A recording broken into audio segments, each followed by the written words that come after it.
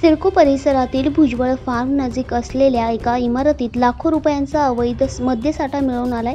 या प्रकरणी विकी सुधीर बटाविया वय 44 याच्या विरोधात राज्य उत्पादन शुल्क विभाग नाशिक अधीक्षक SV गर्जे यांनी कारवाई केली आहे। दरम्यान या प्रकरणातील संशयित आरोपीला दर सोमवारी न्यायालयात हजर राहण्याचे आदेश देण्यात आले आहे।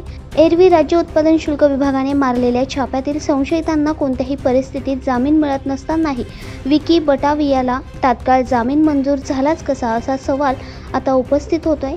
अंबड पोलीस ठाण्याच्या हद्दीतील भुजबळ फार्म नजीक असलेल्या श्रीजी लक्झरिया या सोसायटीच्या C विंग मधील तळ मजल्यावर विकी सुधीर बटाविया हा इसम कायमस्वरूपी वास्तव्याला आहे।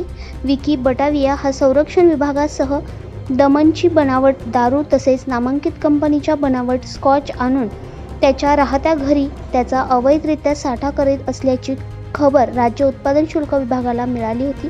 त्यानुसार राज्य उत्पादन शुल्क विभागाने सापळा रचून विकी सुधीर बटाविया याच्या MH15JD 9810 या 4 चाकी वाहनाची झडती घेतली असता त्याच्या 4 चाकी वाहनात तसेच त्याच्या राहत्या घरात नामांकित कंपनीच्या बनावट स्कॉच तसेच डिफेन्सची दारू तसेच दमनची बनावट दारूच्या 750 मिलीलिटरच्या सुमारे 3,58,000 रुपये किमतीच्या 134 दारूच्या बाटल्या, 8 लाख रुपये किमतीचे 4 चाकी असा एकूण 11,58,000 रुपये किमतीचा माल जप्त करण्यात आला असून या प्रकरणी विकी बटावियाला ताब्यात घेतले असून त्याच्या विरोधात बनावट आणि अवैध मद्यसाठा बाळगल्याप्रकरणी राज्य उत्पादन शुल्क विभागाने कारवाई करून त्याला न्यायालयात हजर केले असता त्याला न्यायालयाने आठवड्याच्या प्रत्येक सोमवारी न्यायालयात हजेरी लावण्याचे आदेश देण्यात आल्याची माहिती राज्य उत्पादन शुल्क विभागाचे अधीक्षक SV गर्जे यांनी दिली आहे। दैनिक भ्रमर, नाशिक।